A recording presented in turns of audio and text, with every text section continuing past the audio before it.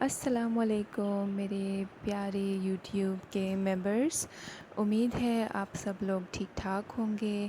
اچھا، دوسری جس بیماری کے بارے میں مجھ سے پوچھا گیا ہے وہ ایک میل سے پوچھا گیا ہے، اور انہوں نے مجھ سے پوچھا ہے کہ آپ تیزابیت کے بارے میں کچھ بتا دیں۔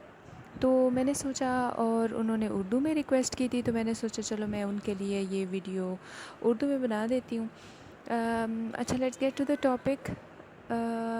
تیزابیت جو ہے نا وہ انتہائی عام ہو چکی ہے، اور وجہ آپ کو پتہ ہے۔ وجہ ہماری روزمرہ کی خوراک ہے، جس میں ہماری مرچیں شامل ہیں۔ بات یہ ہے کہ واک ختم ہو گیا ہے، ایکسرسائز ختم ہو گیا ہے، اور ہمارے معدے پہ بوجھ بھی زیادہ ہو گیا ہے۔ تو اصل میں تیزابیت لوگ یہ سمجھتے ہیں کہ یہ صرف معدے کی بیماری ہے۔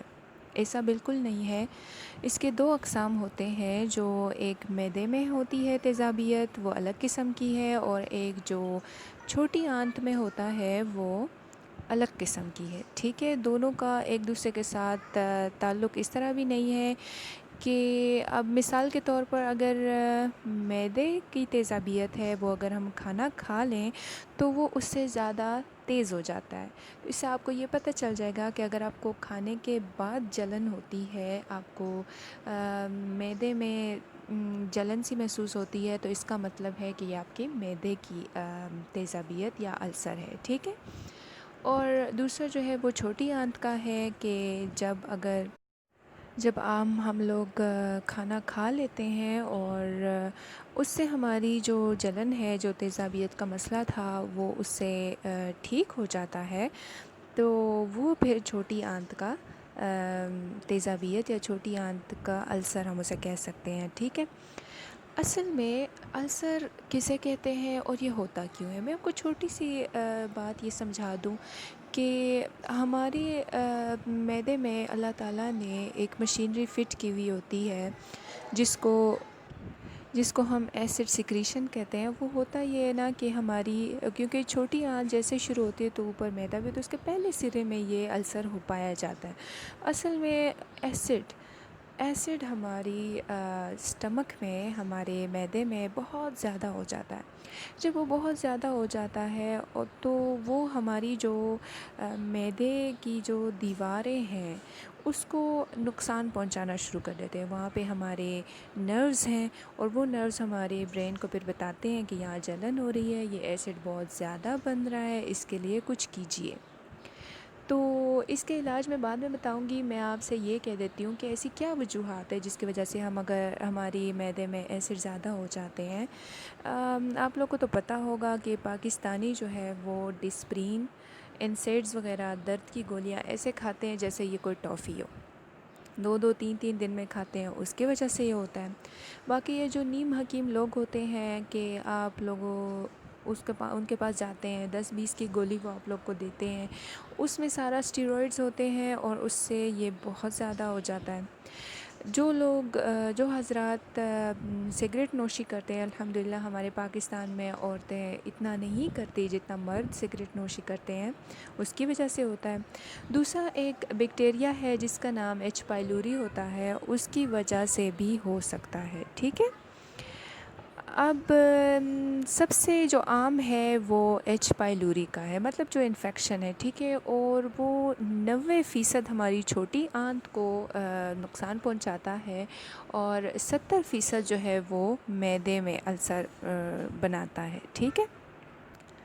اس میں کیا ہوتا ہے کہ اس میں جلن ہوتی ہے، اور جلن جو ہے وہ رات کے ٹائم پہ بندہ نیند سے جاگ کے کہتا ہے کہ بہت زیادہ تیز جلن ہو رہی ہے، اور زیادہ تر یہ کھانے سے 3-4 گھنٹے کے بعد شروع ہو جاتا ہے، یا بعض لوگوں کا 1-2 گھنٹے بعد بھی شروع ہو جاتا ہے، تو لیکن زیادہ تر یہ رات کے ٹائم پہ ہوتا ہے۔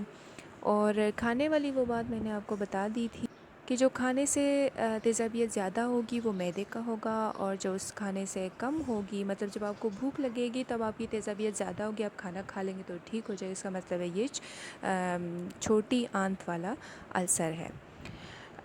ٹیسٹ میں آپ کو ایسا کچھ نہیں کہوں گی، کیونکہ ٹیسٹ کو چھوڑیں، اگر آپ کو یہ ساری باتیں ہیں، آپ اپنے پیسے کیوں ضائع کریں گے، میں آپ کو ڈائریکٹلی علاج بتا دیتی ہوں۔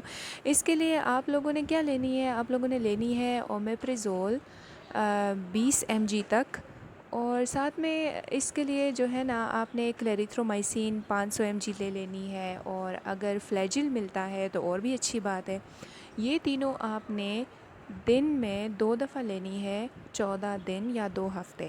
اس سے آپ کی تیزابیت کی جو شکایت ہے مکمل طور پر دور ہو جائے گی۔ لیکن آپ نے یہ احتیاط کرنی ہے کہ جو اومیپریزول کی جو گولیاں ہوتی ہیں وہ آپ نے ہمیشہ نہار منہ کھانا ہے۔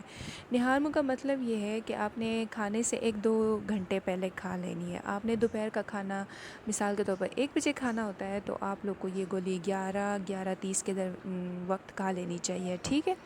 یہ آپ نے 14 دن لینی ہے، اور ساتھ میں آپ کو تھوڑا یہ بھی کرنا ہوگا نا کہ ایسپرین، انسیڈز، ڈسپرین، یہ سارے آپ نے کم کھانے ہیں، ان کا استعمال کم کر دینا ہے۔ آپ اگر سگریٹ نوشی کرتے ہیں تو وہ آپ کو کم کرنا پڑے گا، نہیں تو پھر ٹھیک نہیں ہوگا۔ اور دوسری آپ نے ایکسرسائز وغیرہ اور یہ جو اسپائسیز ہوتی ہیں نا، اس سے آپ نے تھوڑا سا پرہیز کرنا ہے، ٹھیک ہے؟ اپنے آپ کو ہائیڈریٹ رکھنا ہے، پانی زیادہ پینا ہے۔ اچھا، اب 2 ہفتے ہو گئے، آپ اب میں کہوں گی کہ آپ اب ٹیسٹ کروا لیں۔ ٹیسٹ آپ کس سے کروائیں گے؟ ایک یہ ہوتا ہے کہ ماڈرن ٹیکنیک آیا ہے کہ جس میں ہم سانس لے لیتے ہیں، ہماری سانس میں ہی اسی بیکٹیریا کا بنا ہوا ایک مواد آتا ہے، اور وہ ہماری سانس میں اگر ڈیٹیکٹ ہو جائے تو ہم کہتے ہیں ابھی تک یہ بیکٹیریا اندر موجود ہے آپ میں۔ دوسرا، ہم بڑے پاخانے کا ٹیسٹ کرتے ہیں، اس میں سے بھی اگر اس کی جو کوئی مواد پائی جائے تو وہ ہم کہتے ہیں کہ ہاں جی یہ جو ہے ابھی تک موجود ہے۔ تو گولیاں آپ نے اپنی ذہن میں رکھنی ہے۔ اگر آپ کو فلیجل نہیں مل سکتا تو آپ اموکسیسلین بھی لے سکتے ہیں، اور یہ تینوں گولیاں آپ نے 2 ہفتے استعمال کرنی ہے، انشاءاللہ آپ بالکل ٹھیک ہو جائیں گے۔ آج کے لیے اتنا ہی، امید ہے آپ سب لوگوں کو اس سے فائدہ ہوا ہوگا، اور مجھے اپنی دعاؤں میں یاد رکھیں، اس چینل کو زیادہ سے زیادہ سبسکرائب کریں۔ اللہ حافظ۔